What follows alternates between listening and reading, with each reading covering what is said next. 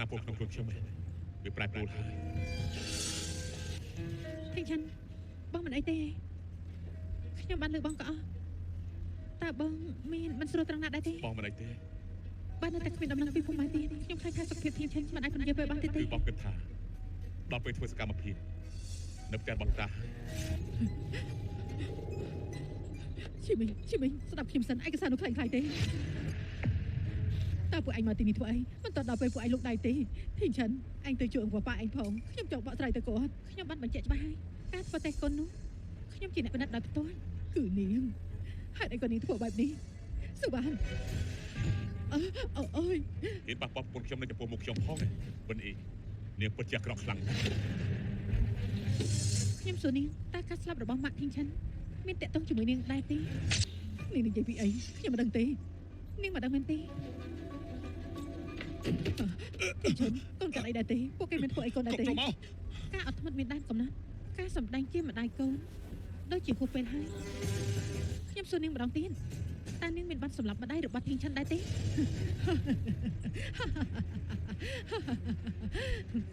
អូធីងឆាន់តើឯងជាយមធ្វើបាបខ្ញុំខ្លាំងបែបនេះគឺដើម្បីតែរឿងស្លាប់របស់ម្ដាយឯងកុំយល់សប្តិថាខ្ញុំប្រាប់ចង់ស្លាប់មែនទេវាមិនងាយស្រួលពេកទេសឺបាននាងចង់ធ្វើឲ្យខ្ញុំហេតុអីធីងឆាន់បោះផ្ដាំមេរៀនឲ្យនាងដោយគ្មានប្រយោជន៍ដែរចាត់ការអ្នកផ្សេងទៅយ៉ាងអីឆាប់ចាត់ការទៅបាទចង់ធ្វើអីកុំនាងគិតចោះចាំពួកយើងទេគិតមិនច្បាស់ទេតើចង់ឲ្យជីវិតគ្រប់ក្រុមនាងស្លាប់ឬក៏ចង់លាក់បាំងការពិតសំខាន់ទេសឺបានខ្ញុំសូមវល់នាងប្រាប់យ៉ាងអីឈប់ទៅបើបន្តវាគេបែបនេះធីងឆាន់ស្លាប់មិនខានអង្វរខ្ញុំគ្មានប្រយោជន៍ទេជីវិតធីងឆាន់គឺនៅក្នុងដៃនាង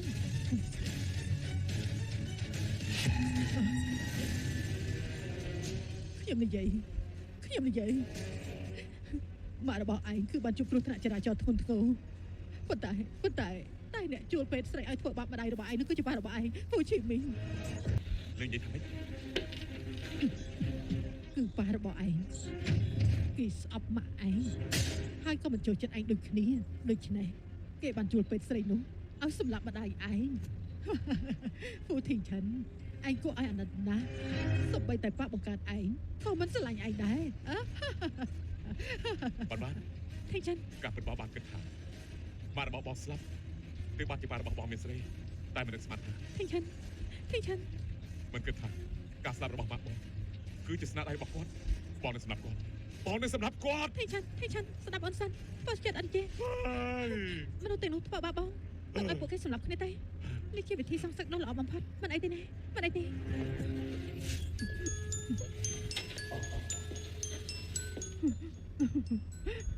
ហេតុអីក៏មកទីនេះអូយចង្រៃយកអ្នកណាធ្វើបាបអ្នកទាំងពីរបែបនេះចាប់រងឡើងខ្ញុំមិនធីងឆាន់ចេញពីទីនេះទេបើសិនជាគ្រូសាពួកដឹងពួកយើងចាប់មិនខានទេចាប់ទៅតោះចង់រត់វាមិនងាយស្រួលទេមេកាលោកជាមនុស្សប្រុសនៅមានមុខមកទីនេះទៀតថ្ងៃនេះខ្ញុំប្រគល់អ្នកទាំងពីរទៅឲ្យលោកតើមិនខ្លាចថានៅតាមចិញ្ចើមថ្នល់ជាមួយអ្នកម្នាក់នេះទេយ៉ាងហោចណាស់ពួកយើងអាចស្លាប់ជាមួយគ្នាក្នុងនាមជាគ្រួសារអត់ទេខ្ញុំមិនចង់ស្លាប់ទេ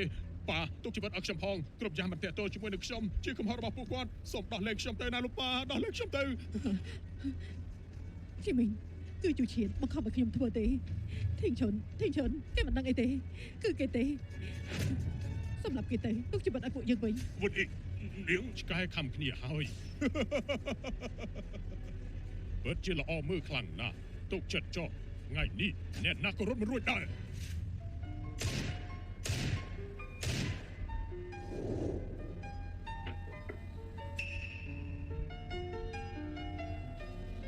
ធីងឆាន់ពួកយើងនិយាយគ្នាសិនទៅ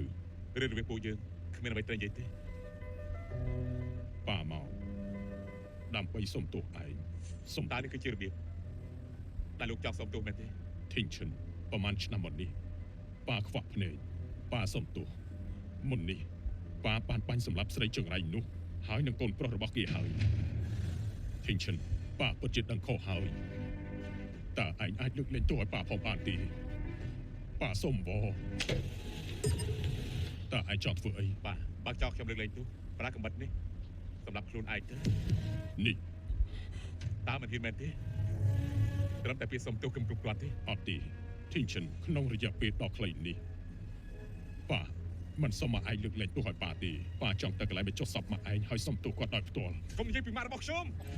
ធីងឈិនឯង តែលោកចង់ជួបគាត់មែនទេមិនចឹងខ្ញុំនឹងជួបលោកទៅជួបជាមួយគាត់ដោយផ្ទាល់ ធីងឆានកុំធ្វើអញ្ចឹងសម្រាប់គាត់មិនតែធ្វើឲ្យបងប្រឡាក់ដៃទេមកដល់ថាលេក៏មិនចង់ឃើញបងធ្វើបែបនេះដែរស្ដាប់អូនទេបងលេងដៃទេ ឆាប់ចេញទៅកុំឲ្យខ្ញុំឃើញមុខលោកទៀតទេ ធីងឈិន បាន មិនអីទេមនុស្សដែលបានធ្វើបាបបងនឹងទទួលការដាក់ទោសធីងឆាន លោកស្រីលោកហ្វូកាត់អីទៅ ប្រហែលថ្ងៃនេះគេរងការប៉ះទង្គិចខ្លាំងពេកដូច្នេះទៅធ្វើអីទៀតពលក្នុងខ្លួនរបស់គេចាប់ផ្ដើមធ្វើទោសខ្ញុំបានចាប់បញ្ចូលឲ្យគេហើយគេប្រកាសជាឆាប់ដឹងខ្លួនមិនខានត្រូវហើយខ្ញុំឲ្យលោកទៅរកមនុស្សម្នាក់នៅភូមិម៉ែសួរពីថ្នាំធំមីងគូតែយ៉ាងម៉េចហើយ ឆ្នាំពលថងមីងគូគ្មានវិធីព្យាបាលទេមានតែប្រទេសចេញប៉ុណ្ណោះ ធ្វើបែបនេះទេ តែមនុស្សដែលត្រូវទទួលត្រូវតែជាអ្នកស្ម័គ្រចិត្តมันអាចត្រូវបង្ខំទេបើមិនដូច្នេះទេការកាត់ខំប្រឹងប្រែងទាំងអស់នឹងត្រូវអាសាបង់ហើយមានតែធ្វើឲ្យលោកហ្វូកាន់តែឆាប់ស្លាប់ហើយម្នាក់នោះត្រូវតែជាមនុស្សដឹងពីថ្នាំពលឬជាសាច់ញាតិដែលបថុយជីវិតដើម្បី ត្រៀមបន្ទប់ពិនិត្យទេបើលទ្ធផលល្អត្រូវរៀបចំឲ្យបានឆាប់បំផុតខ្ញុំនឹងទទួលថ្នាំនោះចេញពីរាងកាយអាឆាន បើសិនជាលោកហ្វូដឹងខ្លួនហើយសួរពីរឿងស្លាប់ជុំមិញខ្ញុំធ្វើតាមអ្នកស្រីហើយតែលាក់បាំងបណ្ដោះអាសន្នប៉ុណ្ណោះពេលនេះលោកហ្វូបានទៅក្រុមហ៊ុនហើយ តែលទ្ធផលចេញមកហើយមែនទេ ចេញមកហើយប៉ុន្តែ ល្អណាស់ធីងឆានឆាប់រៀបចំធ្វើសកម្មភាពភ្លាមទេ បាទ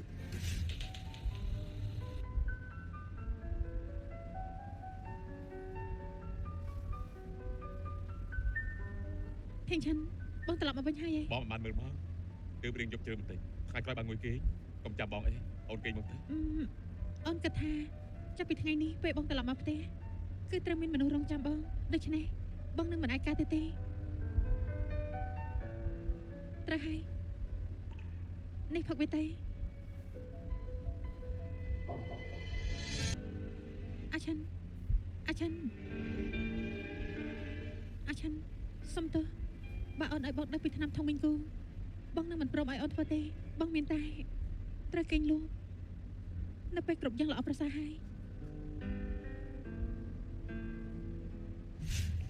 អ្នកស្រី ពេលអាឆានដឹងខ្លួនខ្ញុំនឹងបាក់ស្រាយដល់ខ្លួនឯងខ្ញុំមិនបន្តលោកទេ អ្នកស្រីលោកហ្វូបានចេញបញ្ជាហើយ លោកចង់និយាយថាថ្ងៃនេះលោកនឹងបញ្ឈប់ខ្ញុំមែនទេ អត់ទេគឺត្រូវរកមនុស្សម្នាក់មកជំនួសខ្ញុំសិន កំណត់ល្អតែអ្នកណាក៏មិនត្រូវការដែរយកថ្នាំពុលមកហើយយកឈាមរបស់ខ្ញុំទៅដើម្បីតាក់ទាញសត្វល្អិតដែលមានជាតិពុល អ្នកស្រីពូពុតជាចង់ធ្វើបែបនេះពុតមើលបើសិនជាស្នាមពលត្រូវបានពេកយកខ្លួន បើ អ្នក សិ ស្ ន រី ជាលោកខ្លាចខ្ញុំអាចធ្វើដល់ខ្លួនឯងបានដើម្បីធីងឆានខ្ញុំមិនឲ្យមានរឿងអីកើតឡើងទេ អ្នកស្រីបន្ទាប់ពីអ្នកស្រីលាបថ្នាំនេះរួចនឹងមានការជឿចាប់ខ្លាំងបើសិនជាមិនស្រួលខ្លួនខ្លាំងអាចបញ្ចុះវាបានគ្រប់ពេលបើជឿចាប់ខ្លាំងខ្ញុំក៏មិនអាចបន្តបានដែរ មិនថាឈឺចាប់ខ្លាំងប៉ុណ្ណាខ្ញុំក៏ទ្រាំបានដែរឲ្យតែធីងឆានបានជាសះស្បើយ កុំអីនេះមិនអាចកាត់ផ្ដាច់វាសនារបស់ពួកយើងបានទេកុំអី ធីងឆានបើមានចិត្តក្រៅអូននឹងស្រឡាញ់បងជារៀងរហូតមិនអាចបែកគ្នាទេ ស៊ឺបាន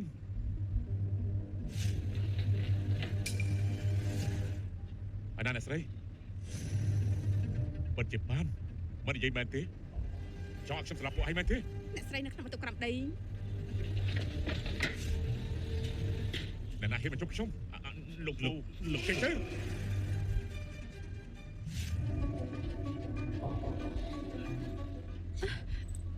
អាឆាន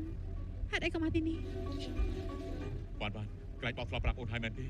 កុំលះបង់ដើម្បីបងហេតុអីក៏អូនមិនស្ដាប់បងបែបនេះ អាឆានសម្រាប់អូនបានធ្វើគ្រប់យ៉ាងឲ្យបងគឺមិនមែនការលះបង់ទេ បានបងមិនអាចរស់នៅតែគ្មានអូនទេមិនថាមានរឿងអីមិនថាពួកយើងនៅកន្លែងណាពួកយើងមិនអាចបញ្ឈប់បានទេលោកពូបើពួកយើងឈប់នៅពេលនេះគ្រប់យ៉ាងប្រកាសជារលាយអស់ហើយលោកពូធ្លាប់ជួយចាប់ដោយតែអ្នកស្រីកំពុងតែជួបនៅពេលនេះខ្ញុំមិនខ្វល់ទេពេលនេះអ្នកណារៀបរៀងខ្ញុំច្បាស់ជាស្ដាប់ អាឆានបើបងធ្វើបែបនេះក៏អាចសម្រាប់អូនដូចគ្នារាងកាយស៊ឺណានមិនអាចទ្រាំបានយូរទៀតទេបើពួកយើងមិនឆាប់ដកដង្កូវគូចេញទេសូម្បីតែអូនក៏អាចមានគ្រោះថ្នាក់ដែរ បានតើអូននិយាយពីស្អី សម្រាប់អូនក៏មិនអាចរស់ដូចគ្នាបើអញ្ចឹងបងសម្រាប់អូនតែម្ដងទេក៏អាចជួយបំបត្តិការឈឺចាប់ដែរ បានតើអូនកំពុងតែធ្វើអី ធីងឆានសន្យានឹងអូនមកកុំរារាំងការផ្ទេរថ្នាំពុលនេះអី បានទេអូននឹងមិនកាត់អីទេ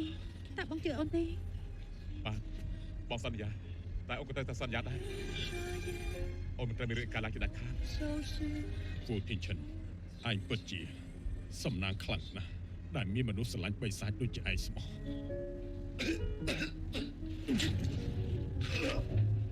គ្រូពេទ្យតាមានរឿងអីទេ អ្នកស្រីកុំភ័យអីមានន័យថារាងកាយលោកពូត្រូវបានទេចេញជោគជ័យហើយពេលនេះពួកយើងអាចចាប់ផ្ដើមជំនាញចុងក្រោយហើយ អាឆាន់ពួកយើងចិត្តជប់ទេហើយ